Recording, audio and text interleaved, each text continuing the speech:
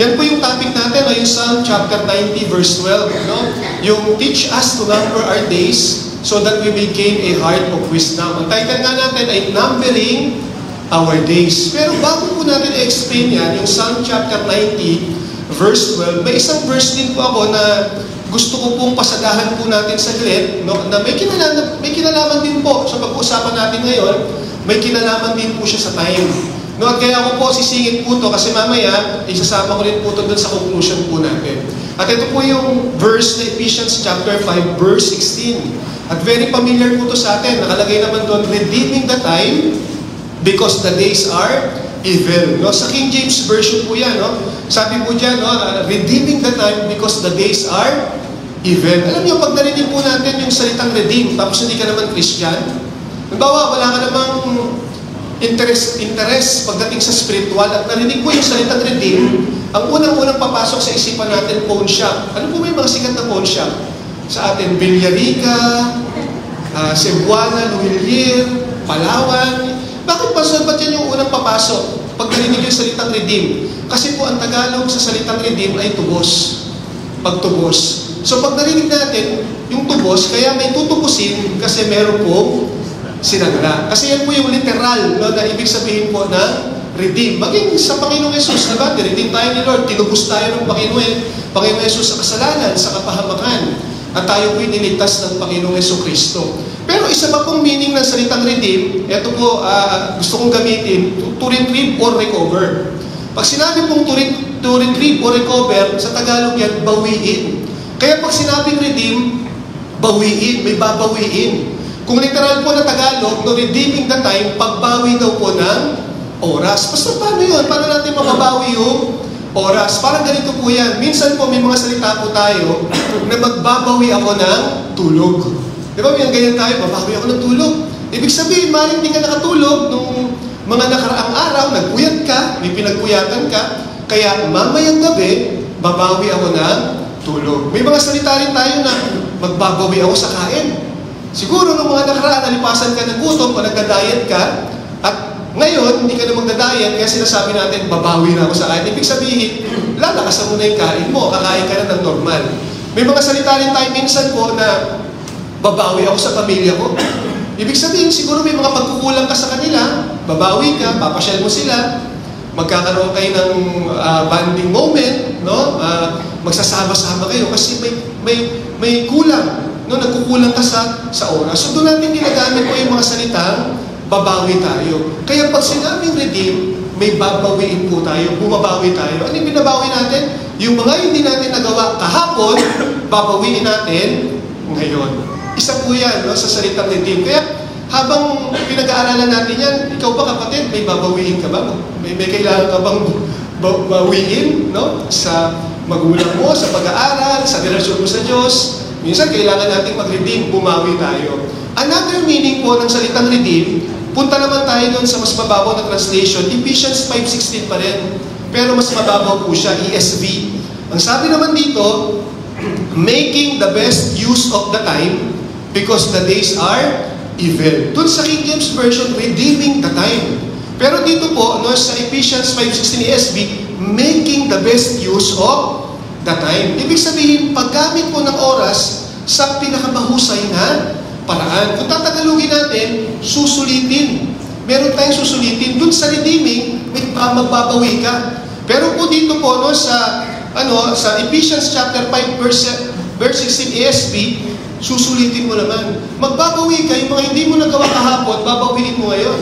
Yung mga yung paparating na araw pa lang o panahon, susulitin mo kung paano mo ito gagamitin. Naintindihan natin mga kapatid? O kaya, yun, habang pinag-aaralan natin, ikaw ba, may kailangan kang bawiin? Babawi ka ba? O ito bang mga darating na time, pagdating sa pag-aaral mo, sa relasyon mo sa magulang mo, pagdating sa paglilingkod sa Panginoon, kailangan bang sulitin mo ito? Kailangan natin talagang sulitin. Kasi pinakamagandang time na pwede nating paglaanan, yung time na ibinibigay natin po sa Panginoon. So pag sinabing redeem, bawiin, tsaka sulitin. And in line with that, pag-aralan natin ngayon yung nakasulat po sa Psalm chapter 90 verse 12 na may kinalaman pa rin po sa time. Di ba sabi ron, so teach us to number our days so that we may gain a heart of wisdom. Sabi dyan, turuan mo kami na bilangin ang aming mga araw. Bakit daw po? Kailangan tayo magbilang ng ating mga araw. Ano daw po yung benefit? Para daw po madagdagan tayo ng karunungan. Para maging wise tayo, para tayo po ay dumunong. Kaya tinuturuan po tayo na magbilang daw po ng ating mga araw. Siguro lahat po tayo marunong magbilang. Tama po mga kapatid? At may iba't ibang klase pong pagbilang. May pagbilang po na ascending, may pagbilang naman po na descending. Pag sinabi pong ascending mga kapatid, normally we count this way sa ascending. Magsisimula siya sa baba, pataas. 1, 2, 3, 4, 5, 6, 7, 8, 9, 10. Pero meron din pong way of counting na descending. Tinatawag din po itong countdown.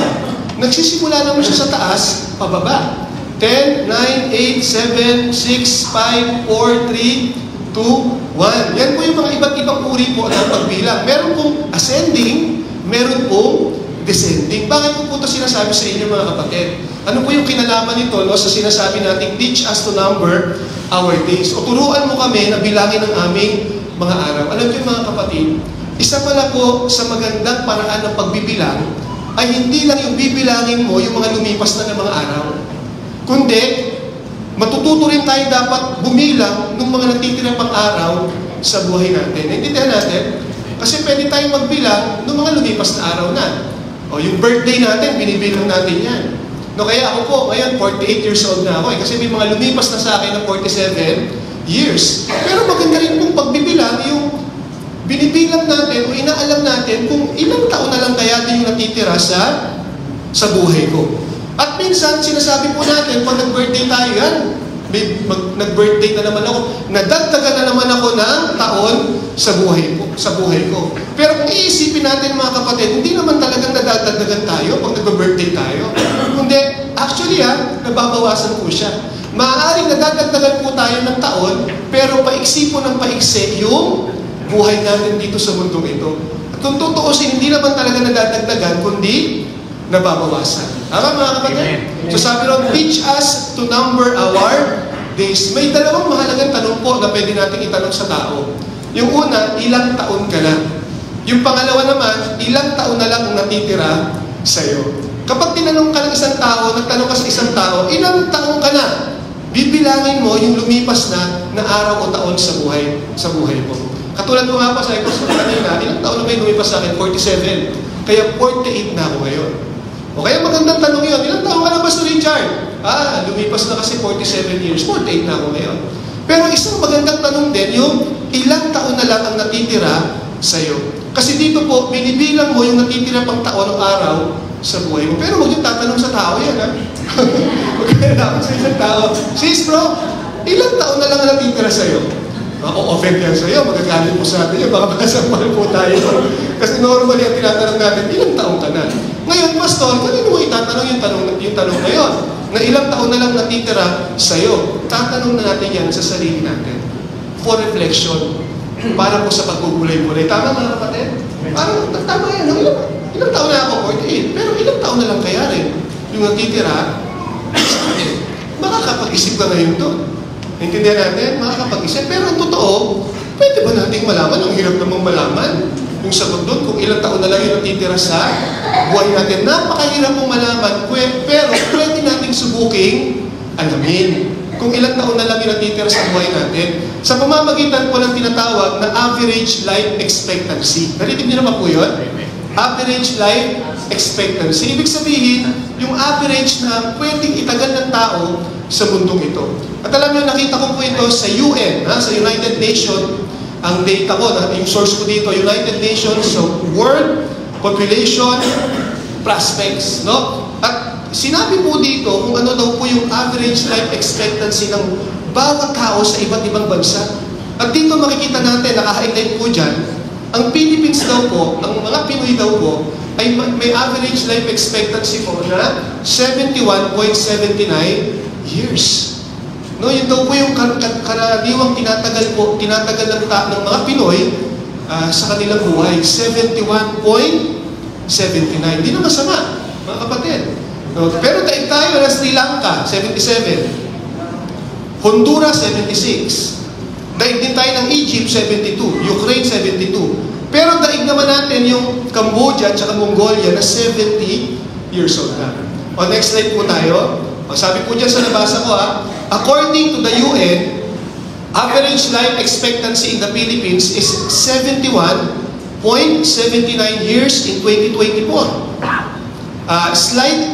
Slightly up compared to 71.41 years in 2021. So medyo tumaas pa raw ng ilang buwan yung average life expectancy ng mga Pinoy. Bakit? Kasi po mas health conscious ngayon yung mga tao. At ngayon po, napakarami pong mga food supplement na pwedeng inumin ng tao na medyo nakakatulong para madugtungan ng ilang mga panahon yung buhay nila. Pero 71.79 hindi na masama. Sabi mo sa katabi mo, hindi na masama. Eh kasi yung katabi mo, 70 na. Sabi nung katabi mo, hindi masama, 70 na ako. Masama sa akin yan. Mga kapatid, hindi naman porket umabot tayo ng 71.79, matitiko ka na, hindi naman yun yung, hindi yan. Average nga po yan. Yung 71.79, pwedeng mabawasan, pwede naman madagdagan. Tama? Pwede nga po yung madagdagan ng mga 10 or 20 years. Average po kasi yan eh. Pero sabi dyan average life expectancy in Hong Kong and Japan, meanwhile, is 85 years. Mas daig po tayo ng Hong Kong at Japan. Kasi pag pinag-aralan natin, hindi masyadong polluted kasi mga bansa na yun eh. Mas masarap yung pamumuhay po nila talaga ron eh. Pero nakakaawa, sabi dito, while in Central African Republic, it is 54 years. Yung mga taga-Central Africa, ang tinatagalan daw ng buhay nila, 54 years old lang. At kung titignan natin bakit, kasi ang hirap ng pamumuhay sa kanila. Yung sikat ng araw sa kanila talagang napakatindi. At sabi ng mga eksperto, maraming iba't ibang klaseng skin disease ang nararanasan ng mga taga-Africa dahil sa matinding sikat ng araw. Kulang na kulang po sa pagkain, kulang na kulang sa tubig, kulang na kulang po sa gamot. Kaya, 54 years lang yung average life expectancy nila. Sabi ko kanina, daig tayo ng Switzerland, Korea, Singapore, 84, Japan, Hong Kong, 85, pero pinakamatindi muna ako. Nabasa ko, 87.14 yung average life expectancy nila. No? Ngayon, Pastor, totoo ba yan? Sabi niya, ganun. Opo, kasi sa UN ko galing yan. Pero may nagsasabi, hindi ako maniniwala dyan. Mas maniniwala ako sa Bible. Meron po bang binabanggit na average life expectancy po sa Bible? Ang good news, meron. Nabasahin po natin yung Genesis chapter 6 verse 3. Sabi po dyan, no? Ayan. Genesis chapter 6 verse 3. Then the Lord said, my life-giving spirit will not remain in these people forever, because they are only mortal. The time they have left will be 120 years. Ano daw po yung average life expectancy? 120 years. So pwede raw pong itagal ng tao dito sa mundong ito. Actually nga, nung sinasabi to ng Panginoon, kausap niya dito po si Noah. At bago po to mangyari yung 120, ang tinatagal po ng buhay ng mga tao noon ay talagang halos 1,000, 1,000 years old. Katulad po si Methuselah, inabot po siya ng 696 years old. Sina Adan at si Eva, sina Noah, halos abutin po sila ng 1,000 taon. Pero bakit bigla na lang bumaba? Sabi po ng mga scientists, may mga ilang factors po. No, una, kasi nung bago po mangyari yung baha, meron po talagang makapal na tubig, nakalagay naman sa Bible na nasa kalawakan.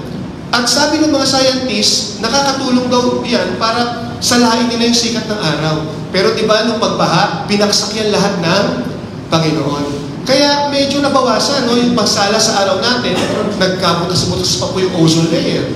Isa pa pong dahilan, after the flood, pumayag na ang Panginoon na kumain po ng meat ng mga hayop yung mga tao. Dati po kasi gulay lang tsaka prutas. Pero after the flood, sige, pwede nang kumain ng mga meat ng mga gumagapang na hayop. Yun nga lang, siguro sumobra-sobra sa pagkain. Kaya po dun sa mga factors na yun, pababa na ng pababa yung buhay ng tao. Aabuti na lang daw ng 120 years. Ngayon, dito po sa Psalm chapter 90 verse 10, may binabanggit din po ditong average life expectancy. Sabi po dito, ang buhay namin ay hanggang 70 taon lang. Sabi, o kung malakas pa, ay aabot ng 80 taon. Talagang hindi magtatagal ang buhay namin at kami ay mawawala. Ano naman po yung sinasabing average life expectancy? 70. No? At kung malakas pa raw, sabi dito, ay aabot pa ng 80. At kung bibigyan ng bonus ng Panginoon, aabutin pa ng 120.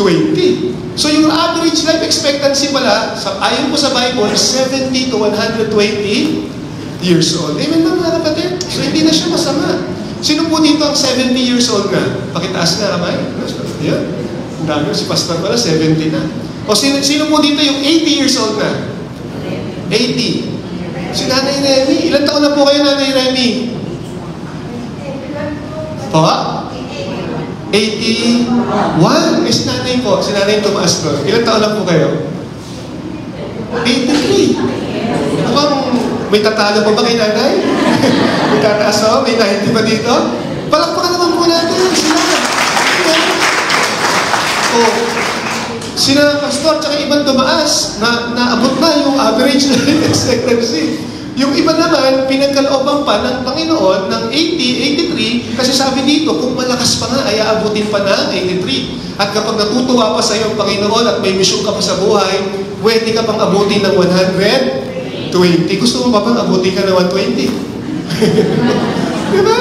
O, kaya, alam niyo mga kapatid, kahit nga tayo hindi abutin ng 70 80 o 120 Yung araw-araw na binibigyan tayo ng hininga at buhay at kalakasan ng Panginoon, isang napakalaking pagpapala na yan. Amen. Pwede ba natin palakpakan si Lord? Araw-araw, kahit 20 ka, 30, 40, 70, 80, 83 si nanay. Diba? Nagpapasalamat tayo sa Panginoon kasi araw-araw, hindi nakakalimot si Lord na magbuga ng oxygen sa atin at bigyan po tayo ng kalakasan. So sabi diyan, teach us to number our days. Ito po, ano po ba ang karaniwang ginagawa ng mga tao sa mga araw ng kanyang buhay? Iba-iba po. Pero isang karaniwang nangyayari, ito po yung ginagawa ng ibang mga tao, nagpapalipas ng oras. Nagpapalipas ng araw. Tama? Marami pong mga tao ngayon ang pinapalipas lang. No? Yung iba nga kung ano-ano po yung ginagawa. Yung iba nga po, no? Pag naiinip, naglilibang para magpalipas ng oras. May kaibigan nga po ako, hindi naman siya Christian. Lagi siya nagpupunta sa mga mall, sa mga pasyalan. At pag tinatanong ka, ba't lagi ka na namamasyal? Ba't ako nang punta? Inip na inip ako sa oras, sa araw. Kaya ako nagbubol para magpalipas ng oras ng araw. Samantalang tayo nga, di ba? Minsan, para bang kapos sa atin, yung isang araw sa dami ng ating ginagawa. Pero dun sa mga tamad, sabi mo sa tabi mo, dun sa mga tamad. Diba? Nagpapalipas lang ng araw. Yung iba naman po mga kapatid, hindi raraos lang ang araw. Kaya pag tinanong mo, kamusta ka naman? Ito, nakakaraos naman araw-araw. Yung ganyan eh. So may nag-aaksaya ng araw, may nagpapalipas ng araw, merong iniraraos lang yung araw, pero yung iba naman, ginagamit ang kanilang araw. At ito po yung mga tao na may gustong maabot sa buhay. Ito po yung mga tao na may pinapangarap, nagsusumikap, at sinusulit at ginagamit ang kanilang araw na bigay sa kanila ng Panginoon. Kaya, tayo po, anong ginagawa natin sa mga araw natin kung tatanungin tayo? Huwag na natin sabihin sa katabi natin. Gawin na lang natin reflection. Ano kaya? Inaaksaya ba natin yung araw, oras na binibigay sa atin ni Lord? Pinapalipas lang ba natin? Iniraraos lang ba? O ginagamit natin? Siyempre, ang pinakamaganda po dito yung ginagamit natin sa magandang paraan, lalo na pagdating sa paglilingkod natin sa Diyos, yung mga araw at oras na binibigay niya sa atin. Tama mga kapatid? Pero dito po sa verse na pinag-aaralan natin, sa Psalm 90 verse 12, hindi lang dito sinasabi ni Lord na dapat natin gamitin yung ating mga oras at araw, pero ang tinuturo sa atin, ang sinasabi sa atin, dapat daw po tayo matutong magbilang ng ating mga araw. Tama? Hindi lang ginagamit, kundi dapat binibilang daw po natin ang ating mga araw. O kaya tingin ka sa katabi mo, sabi mo sa kanya, sabi mo, magbilang ka raw, bebe. Magbilang daw po tayo ng ating mga araw. Bakit daw? Ano daw po yung dulot ng pagbibilang ng ating mga araw? Ang sabi dyan sa awit 90 verse 12, kaya turuan mo kami na bilangin ang aming mga araw upang kami ay magkaroon ng pusong may karunungan. Ano daw po yung dulot? Kapag natututo tayong bilangin yung araw sa buhay po natin, mga kapatid, nagdadagdagan daw po tayo ng karunungan. Nagkakaroon daw po tayo ng wisdom. Dumudunong ka o nagiging wise ka sa buhay. Naniniwala ba kayo doon, mga kapatid, na nakakarunong po yung pagbibilang? Ibig sabihin, when you count, you become wise. Naniniwala po ako doon kasi nakita ko po yan sa mga magulang ko. No? Ang mas nagiging mahusay pagdating sa pagbabudget, nung ako doon, nanay ko, yung mga babae. Bakit? Kasi mahilig magbilang. Mahilig magbilang. Kahit konti o marami, nagbibilang yan. Kaya alam nila kung paano babudgetin yung pera. Pero minsan sa mga katatayan, abot lang ng abot. Tapos pag sinabi ng asawa, ubus na. Ano? Ba't ubus na? Doon naman sa ibang sa mga anak, hingi lang ng hingi. Pero doon sa mga nanay at tatay, yung mga tatay ngayon, marunong na rin magbilang. Mga dumudulong na rin po yan. Marami na rin po Pag nagbibilang kasi tayo, dumudulong tayo. Nagkakaroon tayo ng karunungan. Mga practical lang po ito na example. Halimbawa, dumukot ka sa bulsa mo. Wala kang wallet. Ang pinaka-wallet mo yung bulsa mo. Pag dukot mo sa bulsa mo, nakita mo 20 na lang yung pera mo. Binilang mo pa rin. Bilang mo 20. Basta paano nakakatalino yun? Paano nakakarunong yun? Kasi po, kung yun na lang yung pera mo, pag-iisipan mo mabuti kung saan mo ito gagamitin. Mga kapatid, no? Kumbaga, pag marami kang pera, basta gastos ka na lang ng gastos. Pero pag 20 na lang, pag konti na lang, natututo ka mag-isip Saan ko kagastos itong 20 ko? Hindi ako makakapunta kay na Archie at makakapag-SB ako. Alam niyo yung SB? Starbucks. Kaya dahil may 20 ako, gusto ko magkape, 3 in 1 na lang. Kaso mahalan ka pa rin. 2 in 1 na lang.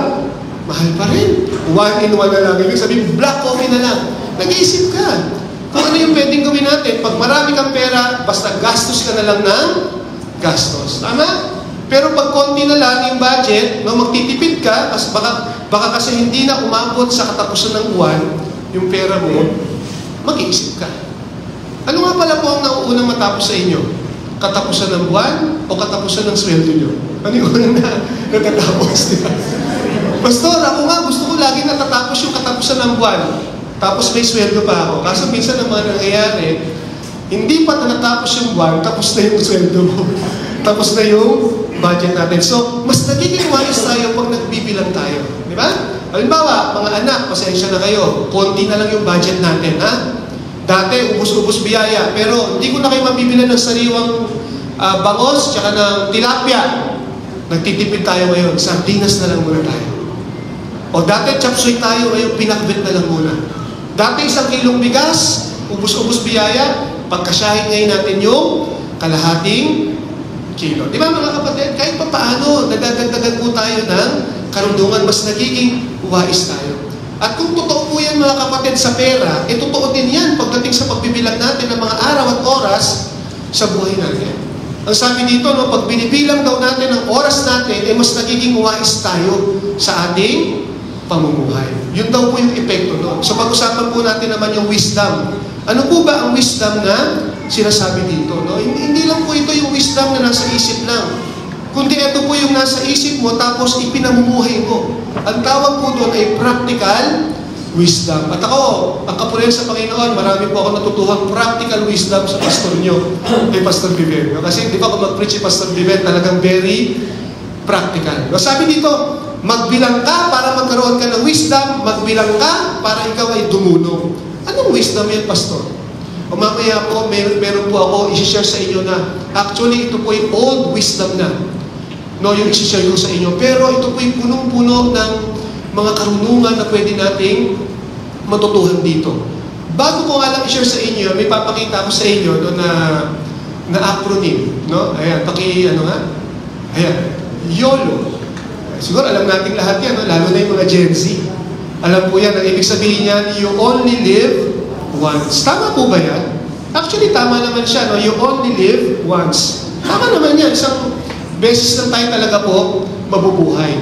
Pero alam nyo, kapag sinerch nyo kung sino yung mga nagpauso ng salitang YOLO, hindi sila nagpauso ng salitang you only live once, kasi salita na yan talaga. May nagpauso lang ng salitang YOLO. Nung sinerch ko po yan, isa sa mga nagpauso pala niyan, si Drake. Kilala niyo po si Drake? Ako lang nakakakilala kay Drake. Rapper po yan. Tapos, tinignan ko rin, sino nagpauso ng YOLO? Ginugel ko, sa Google lang naman, Google nyo rin. Mga boy band. Nagpauso. Kaso nung sinerch ko yung mga kanta nila, lalo na yung kay Drake, puro mura, violence, sex. Tapos sinisingit nila doon, YOLO. YOLO. You only live once. Ibig sabihin yung you only live once di masama, pero yung principle behind doon sa salitang YOLO na yan, na gusto nilang iparating sa mga kabataan at hindi sa kabataan sa tao, hindi maganda. Parang sinasabi, you only live once, kahit mag-bisyo ka, kahit kung anong gusto mong gawin sa buhay mo, huwag kang makinig sa ibang tao, kahit sa mga magulang mo, buhay mo yan, gawin mo yung gusto mo dyan, you only live once, YOLO. Naintindihan natin? Kaya nung sinasabi ko, hindi ko wisdom. Mga kapatid, foolishness yan. Hindi po yan karunungan, yan po ay kalokohan kung ganyan tayo mag-isip sa buhay. Doon sa, ulitin ko pa, para balanse lang tayo, hindi masama yung you only live once, pero yung prinsipyo behind doon sa YOLO na yan, na ipinaparating po ng mga singer-rapper na yan, na kahit anong gawin mo, ikaw naman ang mananagot sa sarili mong buhay, gawin mo yan bago ka mamatay kasi minsan ka lang mabuhay. Hindi po siya maganda. Actually, mas biblical po yung salitang YODO kesa sa YOLO. Yung YOLO, you only live once, pero yung YODO po, you only die once. Mas biblical yun. Kasi sabi po sa Hebrews, di ba po, for man is destined to die once, and after that to face judgment. Minsan lang daw tayong mamatay, at pagkatapos daw po ay ang pag-upo. So kung tutuusin, mas biblical pa po yung tinatawag na YODO. So ano yung wisdom, Pastor? Meron po akong isang matandang kasabihan na gusto ko pong ibahagi sa inyo. Na hindi naman po actually, hindi naman po bago, kundi old wisdom. Pero maganda po, napakinggan uli natin at seryosohin natin ngayon. Ano yung wisdom na yan? Mga kapatid, dito po ako magpupunto. Ito po yan. Life is short. Sabihin na po natin, life is short. May kukontra po ba dyan, mga kapatid? Wala eh. Kasi kahit maabot natin yung average life expectancy na 120, life is short pa rin. Compared to eternity. Kaya pag sinabing, alam mo, anak, maiksi lang ang buhay. Di ba yun yung mga bahay na matatanda eh? Pulong-pulo pala yan, ha? Wisdom, kung uunawain po natin yan. Na ibig sabihin, maiksi ang buhay. At alam nyo, pagdating po sa haba o iksi ng buhay, of course, merong sikat dyan. Gusto nyo pong malaman kung sino yung sikat dyan? Sige po, next slide. Ito yung sikat dyan. Si Emilio po. Diba? At nakita ko po sa isang picture niya, nakalagay doon, sabi nila, life is short. Parang hindi naman. Tapos parang malungkot siya. Naman inabot siya na 100 na yata, ha? Noong February birthday niya, 100 years old na yun, ha? Inabot siya. Sabi nila, life is short. Parang hindi naman. At parang bang ayaw niya mabuhay. Di ba? Parang pagod na siya. Naalala ko, Pastor po, si Lola Santa, yung lola ni Pastor Hardy. Inabot po yan ng 100 plus years old. Nung 95 years old yan, pag binibisita siya ng mga pastor, kilala niyo si Pastor Hardy, no? May lola siya, pangalan Lola Santa. Sikat po yun doon sa kanila. Pagpabisita yung mga pastor, nanay, sabihin mo, mga apo, pag-pray niyo ako. Ano po prayer request niyo? Prayer request ko, kunin na ako ni Lord. Ito po yun, di ba? Kunin na ako ni Lord. Kaya namin nagbibiro, pero gusto niya na pala. Pag tinatanong ni Pastor Hardy, Lola, bakit naman? Pagod na ako. Sabi niya doon, saan kayo napapagod? Pagod na akong dumila tuwing umaga. Sabi niya gano'n. Pagod din pa rin. 95 years old, pag-pray niyo, kunin na ako ni Lord. Naging 96 pa. Prayer ko siya, kunin na ako ni Lord. Naging 97 pa. Naging 98 pa. Kunin na ako ni Lord. Inabot pa 100. Kaya may technique dyan. Kung gusto mo, abuti 100. Pag-pray mo, kunin ka na ni Lord. Pastor, kung maging nagbiro yan, ha? Alam niyo mga kapatid, di naman ako nagbibiro kasi mas maganda lang kunin ako ni Lord kahit bata pa ako. kaysa iba yung kumuha sa akin. Tama? Kasi si Satanas kumukuha din po yan. Naparito yan para magnakaw, magwasak, kumatay, nakawan tayo, kinukulan tayo niyan. Kaya, mas maganda lang kahit anong edad natin, o abutin ka ng matanda, si Lord na yung kukuha po sa atin. So, si Enrile po, inabot po siya ng 100. Sabi nga ng iba, pampihira, kukubra patuloy ng 100k sa gobyerno. Kasi di ba pag inabot ka ng 100 years old, bukubra ka ng 100,000, no? May mga nagre-reklamo nga po dyan, no? Kasi minsan hindi na nakukuha, tama? Kaya salamat kay yung kapatid ni Marcos, ni President Marcos, si Jaime, di ba na parang nag-ano siya ng centenarian law yata, na pag-abot po ng 80 years old, pero maliit pa rin na, pag-abot ng 80, bigyan ng 10,000. Pag-abot ng 90, bigyan ng 10,000. Pag-abot ng 180, maliit pa rin eh. Manong kinalahati na nila mga kapatid? Pag-abot ng 80, 50,000 na agad. O kapag 90, sige, 25. Para mapakinabangan pa, ma-enjoy pa po ng mga lola po natin. Of course, tampulan nga po ng tukso at iba't ibang mga memes sa Enrile. Alam niyo po yung salitang memes? Sige, mamaya na yan, kapatid.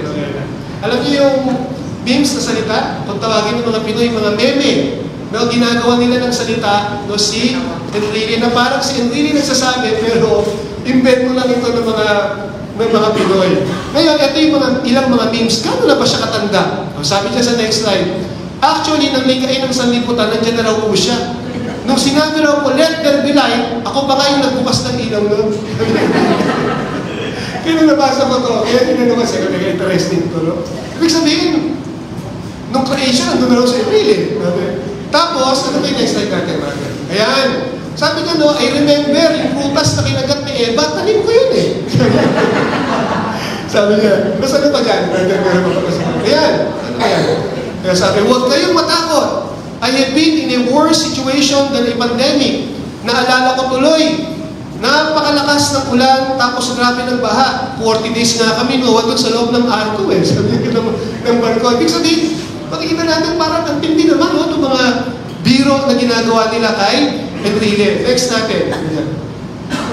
Next slide natin. Meron pa ba? Ayan. Mas nauna pang namatay ang ABS-CBN kaysa sa akin. Siguro ang ibig sabihin niya, napasara kasi yung ABS-CBN eh. Pero ngayon, nagbubuksan ulit. Sige po, next slide. Ayan, ano pa ba dyan? Tanda ko pa, nung sabi ni General MacArthur na I shall return. Andun ako eh. Sabi ko nga, pasalubong pre. Tapos, gano'n pa ba? Ayan, ayan naman yung mga tinaas niyang kamay na presidente. O, tinaas niya dyan yung kamay ni President Marcos Sr. Tapos, nandun din po siya, nung naging presidente si Cory Aquino. Tapos, nandun din po siya nung kay Era. Yan.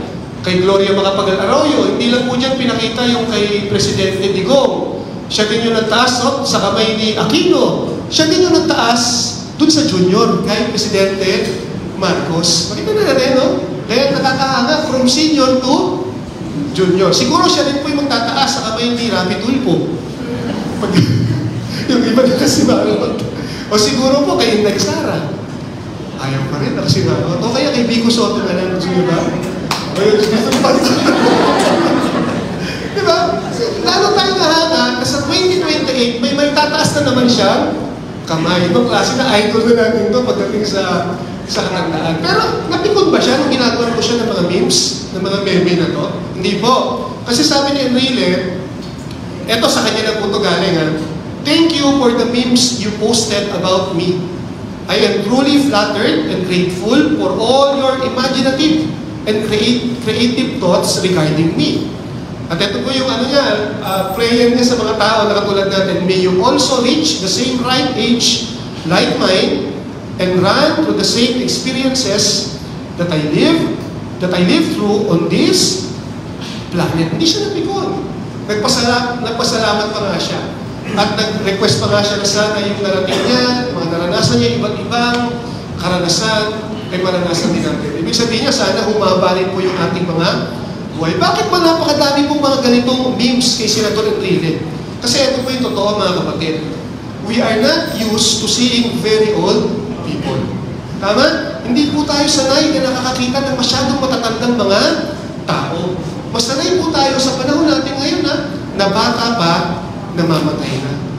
At ano po mga kapatid kapag nakakita tayo ng isang tao na 100 years old, humahanga tayo, na-amaze tayo. Sina Nanay Remy na nga lang, tsaka si Nanay, di ba, 80, 83 years old. Lola ko po, namatay po siya, 95 years old din. Na-amaze tayo. Kasi hindi po tayo sanay, masanay po tayo na life is short. Tama ba mga kapatid? Life is short. Pero sabi ko kanina, kahit pa abutin tayo ng 120 compared to eternity, yung pangwalang hanggang buhay, napaka-iksi po nito. Tingnan nyo, sabi po dito sa Psalm 90 verse 10 sa New Century Version, our lifetime is 70 years, or if we are strong, 80 years, but the years are full of hard work and pain.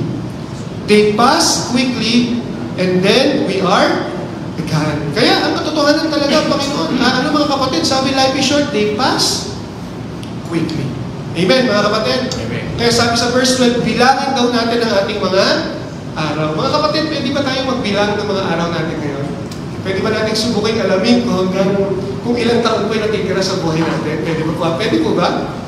Utang na loob, sumagot naman kayo. Pwede po ba mga kapatid?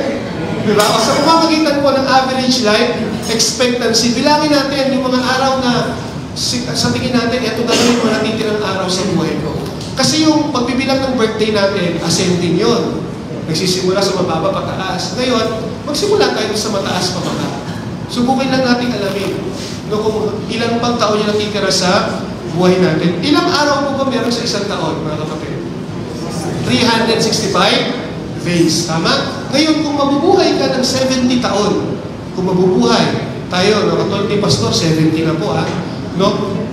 Kung mabubuhay ka ng 70, 365 times 70, meron ka pala 25,550 days sa buhay mo. Ngayon ang tanong, ilan na yung nagamit mo doon sa 25,550? Ngayon sabihin natin 80 years, mabubuhay ka ng 80 years sa mundong ito. 365 times 80 equals to 29,200 days. Yung meron kang 29,200 days dito sa mundo na ilalagi mo. Ngayon, kung aabutin ako ng 80, halimbawa ako na lang, aabutin ako ng 80, naway pagkaloob ka ni Lord, naabutin ako doon. 48 na ako ngayon. So, 32 years na lang po ako mabubuhay. Tama? Kasi po, 29,200 less 17,500, 48 years yun, may natitira na lang ako 11,680 days sa buhay. Meron akong 29,200 kung 80 years old ako, nabawasan na So, ang natitira na lang sa buhay ko ngayon, 11,000 plus na lang. At kung ako po ay pahihintulutan ni Lord na mabuhay pa bukas, meron na lang akong 11,679. Kung mabubuhay pa ako sa Martes, 11,678. At kung mabubuhay pa po ako sa isang linggo, meron na lang akong 11,673 days na natitira sa akin. Kaya kung magbibilang po tayo mga kapatid ng ganito, marirealize mo na ang araw ay nauubos at hindi pala po nagdadagdagan. Tama mga kapatid? Paubos na pala ng paubos. Kaya sa Nanay Remy, naabot nyo na po yung yung average life expectancy Pero, dalangin namin, tsaka kayo Nanay, na pagkalooban pa kayo ng Panginoon. Sana po umabot pa kayo ng 120. Nanay Remy, hindi na yata. No? Kaya mga kapatid, yun yan, no?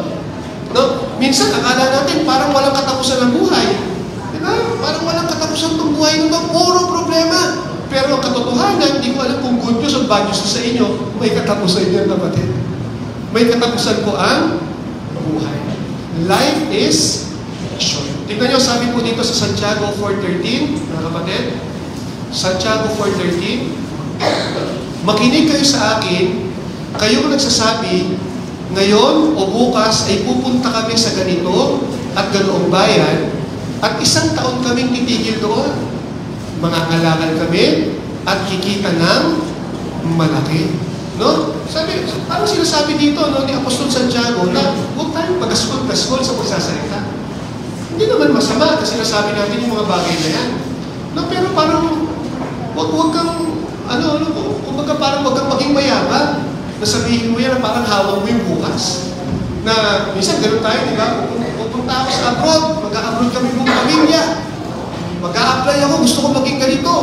Makakatapos ako ng mag-aaral, gusto ko gano'n. Wala namang masama sa mga sinasabi na yan, pero hindi daw natin pwedeng ipagyabang yung mga bagay na yan. Bakit po?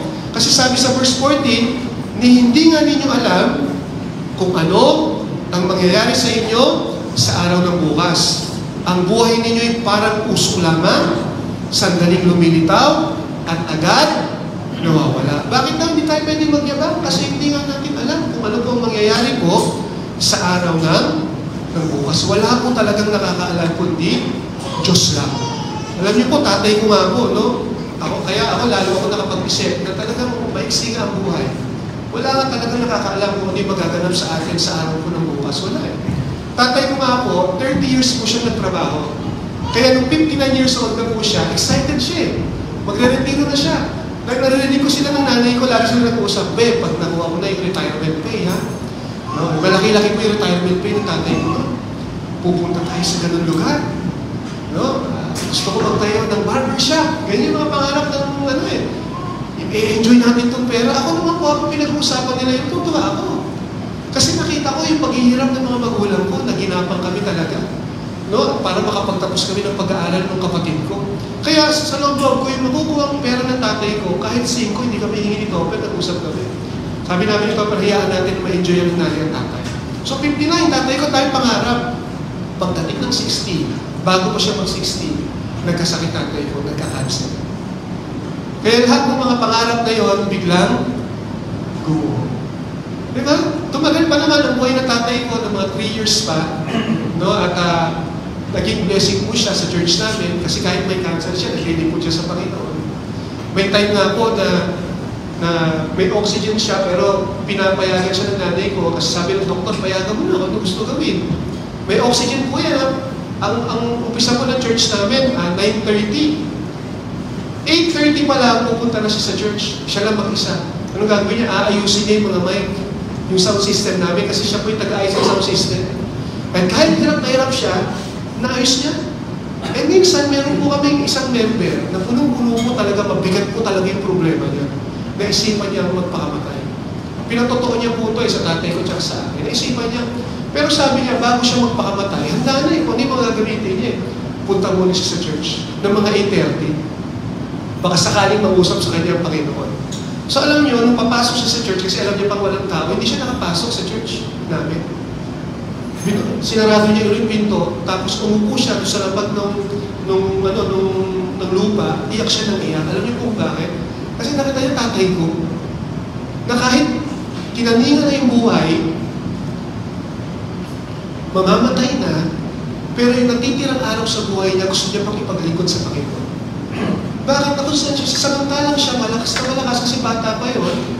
Malakas pa siya, marami pang taon na pwede niyang bubulig sa buhay, pero gusto niya nagtapusin. Kaya naging inspirasyon niya yung tatay ko. Ay, hanggang ngayon, buhay pa po yung miyembro namin na yun. At naglilingkod pa rin sa Panginoon. Mas naging matatag po siya ngayon. May mga problema pa rin sa buhay, pero nagpapatuloy po. Diba? O, yung tito ko po, minsan, taga Batangas po yan, napakasari taga Batangas. Tuwing magluluwas siya sa Maynila, hindi pwedeng hindi siya magsisimba sa church. So nagsisimba siya. Si Tito Renato ko, basta taga Batangas. Makikipagkwentuhan sa akin yun, after the service, kwentuhan kami. Pero isang beses, nung nagsimba siya sa amin, may kausap po ako. May nagpapakausap sa akin. Tapos gusto niya makipag-usap sa akin kasi nakatayo siya tagal na hindi na ako eh. Tapos bigla kami nagkawayan, Tito, sabi ko gano'n. Gusto ko sana makipagkwentuhan sa'yo, sabi niya sa akin, kaso may kausap ka. Pwede naman nga, natapusin ko na, kasi tapos na kami ng counseling, kaso nahiya ako doon sa kausap ko. Kasi pag gano'n, gusto ko siya itatapos na, sige naman Pastor, hindi ko tinapos. Alam niyo po, umuwi na siya sa Batangas. Kung alam ko lang, yung tito ko, 45 years old lang, bata pa. Noong time na yun. Kung alam ko lang, na nung gabi na yun, aatakihin pala siya. Nakipagkwentuhan na sana ako sa kanya ng buong araw. Namatay po siya nung gabi yun. Hindi natin, Hindi natin alam kung ano yung mangyayari sa ano po. Kasi ang buhay daw natin ay katulad ng usok. Nakikita mo ngayon, bigla na lang maglalaho. A month ago, may tumawag sa akin. Hindi ko po nakita yung tawag niya. Tumawag ngayon sa misis ko. Sister Marie, may natawag kay Pastor, hindi yata nakita. Sabi sa akin ni Marie, ano yun, Han? Merong gusto magpa-pray sa'yo sa ospital. Hindi naman namin member. Kakilala ko yun, pero hindi namin member po yun. Hindi naman nakakapag-church sa amin. Yung ilang kamag-anak niya, nakakapag-church ko sa amin. Gusto raw na dalawin mo. Kailan? Sabi ko, alauna po yun, alas 3, gusto dalawin mo sa ospital. Siyempre may mga gawain ako nun, pero binigyan din ako ng conviction ni Lord, sige, dalawin mo na. Okay, tumawag ako, sis, gusto lang ng asawa mo dalawin. Opo, Pastor, punta po kayo dito. To make the story short, punta ako dyan sa MCI. Tapos nakita ko na maluba pala yung kalagay niya talaga. No? Hindi pa naman siya tinataningan, pero sobrang lubanan ng kalagayan niya. At pagdating ko ron, sabi niya, Pastor, nung ako ay nagpipray nung gabi, pinaisip pa sa akin ng Panginoon. Hindi namin member, pero nagpapasalamat ako. Siguro nangungusap sa kanya si Lord, at ako ay gagamitin ng Panginoon para pangaralan siya ng salvation ng salita ng Diyos. So nag-usap kami. Pastor, ikaw yung sinabi sa akin, di ba? Na pag-pray ako. So pinangaralan ko siya, tumanggap siya sa Panginoon. Umiiyak po siya noon. Yun ang pinaka-importante ng manggap. Sabi ko, sige, pag-pray natin, nag-ubalik kayo. Pero ang pinaka-importante sa lahat, bago pa yung physical health, yung spiritual natin. O tumanggap ko sa Panginoon. In short, tumanggap siya. Alam nyo, nung araw ng kinabukasan, umuwi na siya. At mga ilang days lang, 2 days lang, namatay na siya. Di ba sabi ko, kung ako nagpatumpik-tumpik pa, di ba po? No? Na ginamit ako ng Panginoon noon para yung isang kaluluwa ay mahugot sa kapahamakan. Kung sinabi ko kay Sister Marie noon, Sister Marie, alas 3, alauna na, bukas na lang. Pag nagpatumpik-tumpik tayo mga kapatid, baka magsisi tayo sa huli. Tama mga kapatid? No, kaya nga, may mga payo po tayo dyan na hanggat tayo po ay malakas pa, buhay pa yung mga mahal natin sa buhay, mani mo na. Gawin mo na yung gusto mong gawin. Kung kinakailangan, may patawarin ka, magpatawaran na kayo. No, kung kinakailangan, bigyan mo na yung magulang mo, iparanas mo na sa kanya yung maganda at maayos na pamumuhay, gawin mo na bago maging huli ang lahat. Tama mga kapatid? Di ba kaya nga, minsan nasasabi ko po sa mga burol po sa matay, minsan nasabi ko, kung kailan may sakit na yung mga tao, tsaka natin tinatambakan ng pagkain, wala nang lasa. Di ba sa ospital, pag na-ospital na, tsaka mo tatambakan ng pagkain. Kaya nag-i-enjoy naman, hindi naman yung may sakit, yung bantay. Yung tatay ko nung binabantayan ko, ang daming dumadalo sa tatay ko, pag may mga papasok, nakapunita ng pagkain, busog na naman ako. Kasi pag tinatanong ko tatay ko, tay, kain kayo. Di ba? Huwag na natin hintayin na pumait pa yung lasa ng mga panlasa ng magulang natin bago natin pakainin ang masasarap na pagkain. Nagbibigay tayo ng mga bulaklak, pagpatay na, tradisyon ng Pilipino yan, pero ba't hihintay mo pa na mamatay bago magbigay ng bulaklak? Habang buhay pa, pwede tayo magbigay ng bulaklak. Sabi mo sa katabi mo, gusto mo ba bulaklak? Gusto mo bulaklak ng patay? Huwag naman mo buhay. Ewan ko, nakwento ko na sa inyo, na meron po akong bilas, si Clifton, pastor, namatay si Reggie, kapatid niya ng misis ko, na bunso, namatay yung pandemic. Gusto niya, binibigyan siya ng flower. Pero yung asawa niya nakukornihan. Corny na niya, bigyan na lang kita ng chocolate, ng mga pagkain. Kaya pag nabibigyan siya ng bulaklak, kinikilig. Kasi yung asawa niya, pag ayaw magbigay, hindi nagbibigay. Namatay si Reggie. Nung namatay si Reggie, simula pagkamatay, hanggang ngayon, 3 years nang namamatay, buwan-buwan nagbibigay siya ng bulaklak. Nilalagay doon sa yung pinaka-jar doon sa ako ng kanyang asawa. At sabi nga sa akin ni Clifton, Pastor, kung alam ko lang na mamatay si Reggie, sana linggo-linggo binigyan mo na siya ng bulaklak. Alam ko hindi niya na ito maaamoy, pero Pastor, kaya ako ito ginagawa, may pagsisisi ako. Yung nga lang, minsan di natin maintindihan yung mga babae. Pag binigyan mo bulaklak, bakit bulaklak? Pera na lang. Katulad ni Sister Marie, sinasabi niya yung misis ko, huwag ka na magbigay bulaklak, perahin mo na lang. Pero pag binibigyan ko ng bulaklak, napansin ko, kilig na kilig din. Ano ba mas gusto niyo, bulaklak, pera? Sabi ni sister, pera? Siguro, pera na. Tapos kung kinakailangan, bigyan pa natin ng bulaklak. So, wag daw tayo magyayabang. Kung gagawin ko, pupunta ako sa ganung lugar, pwede tayong mangarap. Pero ipagkatiwala sa Panginoon. Kaya sabi doon sa verse 15, sabi dyan, sa halip ay sabihin ninyo, kung loloobin ng Panginoon at nabubuhay pa kami, gagawin namin ito o iyon. If the Lord is willing and we are still alive, I will do this or I will do that. So ano raw po yung dapat maging attitude sa buhay? Well, kinalanin mo na maiksi ang buhay. Isipin natin, ang buhay hindi natin hawak. Ang Diyos po may hawak ng ating buhay. Sa totoo lang, wala po tayong control talaga sa buhay natin. Diyos lang ang may control sa buhay natin. Amen ba mga kapatid? Kaya itong maiksing buhay na to, gusto mo bang magkaroon ng kabuluhan? Gusto mo ng fulfillment? No? Dapat ipagkatiwala at ilagak sa Diyos ang maiksing buhay na ito, dapat ipagamit mo to sa Diyos. Kasi kahit gaano ka-iksing buhay na yan, pero pag pinapagamit mo yan sa Diyos, nagiging ginto yung oras na yan. May kasabihan tayo, time is gold. Yung gold na yan, yung time is gold na yan, nagiging ganyan yan kapag yung pinagagamitan mo ng araw at oras, mahalaga. At isa sa mga pinakamahalaga na pwede natin paggugulan ng oras at panahon, yung panahon ng paglilingkod natin sa Panginoon. Ito na po, conclusion sa mga ngaral 3.1. Ito yung conclusion natin. Sabi dito sa mga ngaral chapter 3 verse 1, ang lahat sa mundo ito ay may kanya-kanyang panahon. Time. May kanya-kanyang oras. Kapag pinagpatuloy natin, may panahon ng pagtatanim, ng pagbunod, may panahon ng kapanganakan, ng kamatayan, may iba't ibang panahon po yan eh. Pero alam niyo po ba, lahat ng panahon na yan, naranasan ni Solomon. Yung pinakamatalingong hari, naranasan niya yan lahat. Ano yung conclusion niya nung una? Yung first part ng conclusion niya. Ito sabi niya sa mga ngaral 12:8, napakawalang kabuluhan. Lahat ay napakawalang kabuluhan, sabi ng mga ngaral. Pero mo sabi ni Solomon, wala daw pong kabuluhan lahat. From chapter 1 to chapter 12, wala daw kabuluhan lahat ng naranasan. Alam mo bakit? Kasi napalayo siya sa Diyos eh. At kapag ikaw ay malayo sa Panginoon, lahat ng gagawin mo talaga, walang kabuluhan sa harapan ng Panginoon. Kahit gaano kalaki po yan, kahit gaano ka-grande yan, kung wala ka sa Panginoon, kung ginagawa mo yan ng malayo ka sa Panginoon, masasabi din natin yung sinabi ni Solomon, walang kabuluhan. Pero maganda kay Solomon, nanumbalik naman sa Panginoon. Yung nga lang nanumbalik siya po, ayon po dun sa pag-aaral ng mga expert, matanda na siya. So medyo nasayang ng kaunti yung panahon ng kanyang kabataan at ng kanyang kalakasan. Kaya sa mga kabataan, huwag nating sayangin yung panahon natin.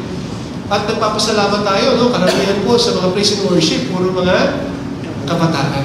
Good job yan, mga kabataan. Maganda yan. Kasi sa murang edad nyo, pinagkakatiwala nyo na yung buhay nyo sa Panginoon. Ito yung conclusion ni Solomon. Ito yung matapos yung sabihin walang kabuluhan, pero ito yung sabi niya ngayon. Ito yung conclusion niya. Sa mga ngaral chapter 12 verse 1, ito ang payo niya. Alalahanin mo ang iyong manlilika sa panahon ng iyong kabataan, bago dumating ang mga araw at taon na puno ng kaguluhan. Panahong hindi mo na madama ang tamis ng mabuhay. Sa panahon ng kabataan, alalahanin mo na ang Diyos. Huwag mo nang hintayin na magulo yung buhay mo bago ka lumapit sa Kanya. Hindi pa magulo yung buhay mo, lumapit ka na sa Panginoon. Kasi minsan mapanganib, kung kailan magulo yung buhay tsaka lalapit sa Panginoon, minsan hindi na nangyayari po yan. Kaya maganda pa yung buhay natin, bata pa tayo, no? Hindi pa nakakatakot yung mga sitwasyon ng buhay natin, simulan mo nang lumapit sa Panginoon. Verse 3, alalahanin mo siya bago humina ang iyong katawan, bago manghina ang iyong mga bisig, bago mawala ng lakas ang iyong mga tuhod, alalahanin mo siya bago mabungi ang iyong mga ngipin, at bago lumago ang iyong mga mata. O, nararanasan niya ng lahat ng tumatanda. Nanay Remy, nabawasan yung lakas, no? Ng tuhod, nababawasan yung linaw ko ng mata. Kaya ako nga po, 48 pa lang, nararanasan ko yung mga bagay nito, yung simula ng mga bagay nito. Sabi sa verse 1, alalahanin mo siya bago dumating ang panahon na madali kang magising sa himig ng mga ibon o ang tunog ng awitin ay tuluyan ng tumigil.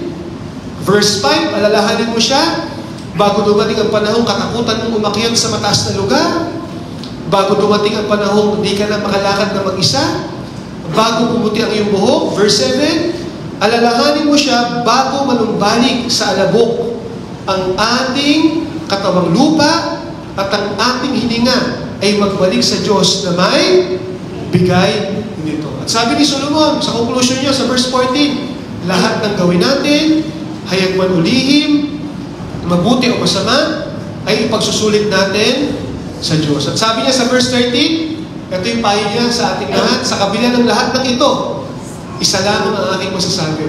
Matapos niyang maranasan lahat ng panahon, isa lang ito yung masasabi niya. Ibig sabihin yung isa na yun, ang pinakamahalaga yun. Ito yung masasabi niya.